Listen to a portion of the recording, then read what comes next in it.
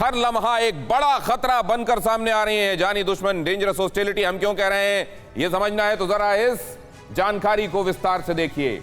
यहां आप जब देखते हैं तो पाते हैं ये तमाम मुल्क जो अमेरिका के बरखिलाफ खड़े हुए हैं, उनमें से कई कितने खतरनाक पावर हैं, खासतौर से न्यूक्लियर पावर से लैस होने के बाद ये आपको बताने की आवश्यकता नहीं। लेकिन देखिए किस तरीके से अमेरिका खुद को इस समय स्ट्रैटेजिकली कहीं घिरा हुआ पाता है। क्यों?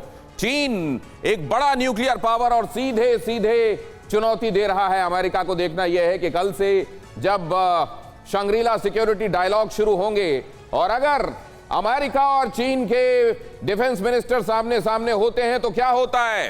रूस आप जानते हैं सीधे सीधे अमेरिका, सीधे सीधे नेटो को, और असल में आज जो यूक्रेन के साथ वॉर चल रहा है वो भी रूस की वजह से चल रहा है। तो ये बड़े टेरेन, बड़े क्षेत्रफल और बड़ी पावर वाली, बड़े पॉपुलेशन वाली ये जो कंट्रीज हैं, ये सीधे सीधे अमेरिका के लिए बड़ी चिंता। और सबसे बड़ी चिंता ये कि इन दोनों के बीच में कुर्बत है। ये आपस में इन दिनों खास तौर से, वैसे भी इन दोनों के बीच में इनकी जो चुनौतियां थी वो साझा थी। और जैसा कहा जाता है स्ट्रैटेजिक मामलों में कि जो दुश्मन का दुश्मन होता है वो अपना दोस्त होता है, लिहाजा इन दोनों के बीच की दोस्ती अमेरिका के लिए खास तौर से चिंता का सबब है। लेकिन बात अगर सिर्फ यहीं पर रुक जाती तो गनीमत थी। बात यहां नहीं रुकी। अघोषित न्यूक्लियर पावर ईरान, ये भी तो दोस्त है रूस का। उधर अफगानिस्तान से अभी अमेरिका खदेड़ कर भगाया गया है, जख्म नया है, और वहां की जो तालिबान सरकार है जाहिर है वो अमेरिका को अपना दुश्मन मानती है।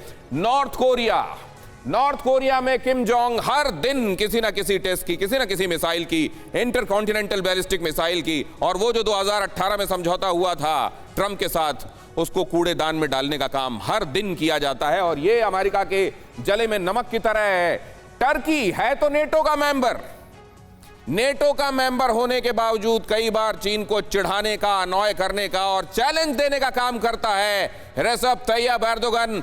इस बार भी जब यूक्रेन और रूस के बीच में तनाव बढ़ा तो बजाय नेटो के साथ खड़े होने के कई बार उन्होंने रूस की तरफ से बातें की हैं। रूस से S-400 लिया था, अमेरिका ने प्रतिबंध लगा दिए थे, तब उसने ये भी कहा था कि भारत के लिए अलग और हमारे लिए अलग, ये नियम क्यों, S-400 तो उन्होंने भी लिया है। कुल मिलाकर नेटो में रहने के बावजूद अमेरिका को चिढ़ाने का काम अगर कोई करता है तो वो टर्की करता है, रेसेप तैय्यप एर्दोगन। और ये क्यूबन क्राइसिस 1962 की आपको याद होगी, वो जो तब से चला था मामला, रूस ने USSR होते हुए तब जब यहां पर अमेरिका के खिलाफ मिसाइल तैनात कर दी थी, वो 1962 की क्यूबन क्राइसिस, जिसे आप अक्टूबर क्राइसिस के नाम से, कैरेबियन क्राइसिस के नाम से भी जानते हैं, 35 दिनों तक ये हलक में जान अटका देने वाला जो तनाव चला था, ये क्यूबा आज भी अमेरिका के बरखिलाफ खड़ा हुआ है। वेनेजुएला, निकोलस मादुरो, उनको अपदस्थ करने की, वहां की तेल कंपनियों पर उस समय प्रतिबंध लगाने की जो कोशिशें की थी, उसके पहले यूगो चावेज का जमाना,